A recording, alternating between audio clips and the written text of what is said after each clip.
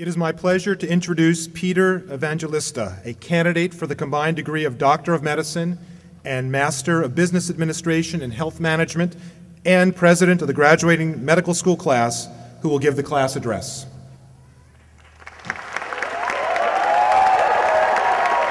Thank you. Good morning, ladies and gentlemen. Dean Berman, distinguished faculty and staff, proud parents, family members, friends, and most importantly, my fellow classmates, the members of the Tufts Medical Class of 2011.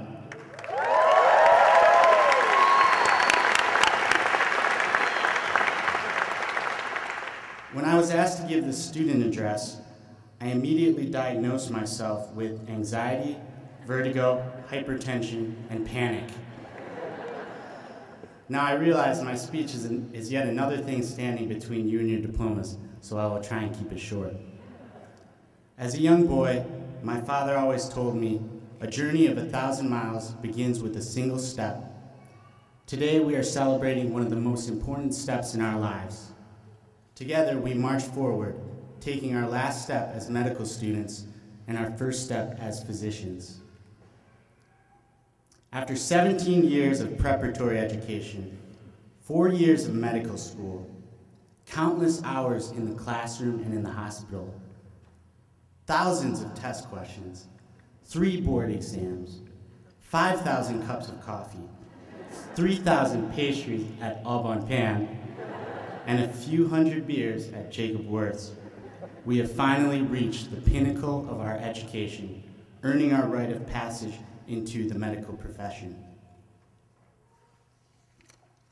To all of my classmates, I am incredibly fortunate to be a part of this amazing class. Together, we have shared times of joy and excitement, tears and laughter, failures and triumph, and now today, achievement. In the beginning of medical school, we knew absolutely nothing. I recall the advice from our white coat ceremony was, first, do not button up all 3 buttons on your white coat, or else you will look like a waiter. And secondly, never ever get caught wearing your white coat in the public. But 4 years later, our class has proven to be the best and the brightest, all of us matching at residencies at the most prominent institutions in the world. Yet many of us still found time for charitable and humanitarian projects in underserved areas of Massachusetts, as well as in parts of the world. And of course, we also made time for a full calendar of social activities. From Tia's on the waterfront, to Cleary's, to Beantown Pub, we took the city of Boston by storm. From our Halloween parties to the stash bashes to our galas, we came, we saw, and we conquered. And who will ever forget the infamous harbor cruise, which lasted about 27 minutes and quickly ended with an immediate evacuation. To all of our parents and our guardians, I can only imagine the pride you must have and the sense of relief you must feel on this graduation day. Everything we have reached and everything we have become is in large measure because of you. You have played an extraordinary role in shaping our lives and molding our futures, supporting us personally, emotionally, and financially.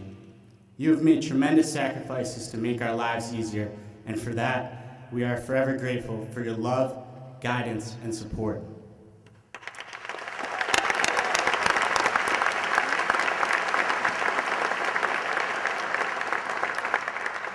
Finally, to our alma mater, a phrase I have heard frequently, but have never really understood its true meaning.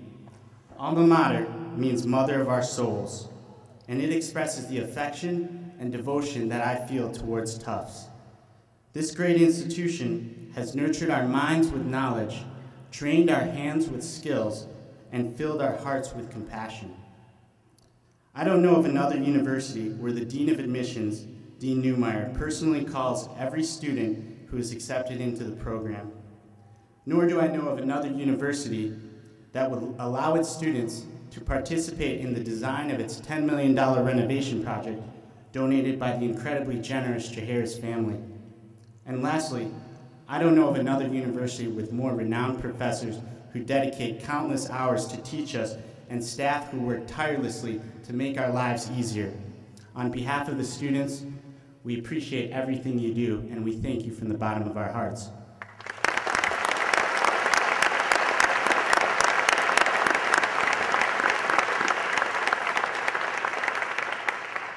In closing, all of us have been through a radical transformation, and we now see the world much differently. Now, whenever I see a lady in high heels, I can only envision her bunions.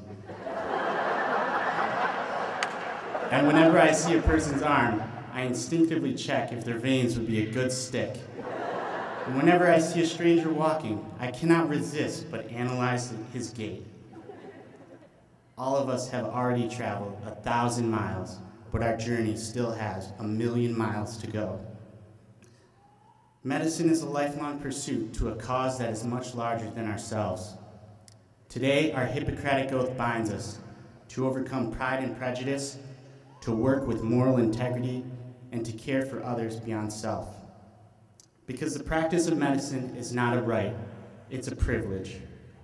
The practice of medicine is not a job, it's a lifetime commitment. And the practice of medicine is not a career, it's a responsibility.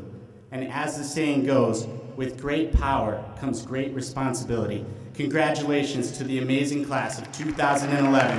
Thank you and Godspeed.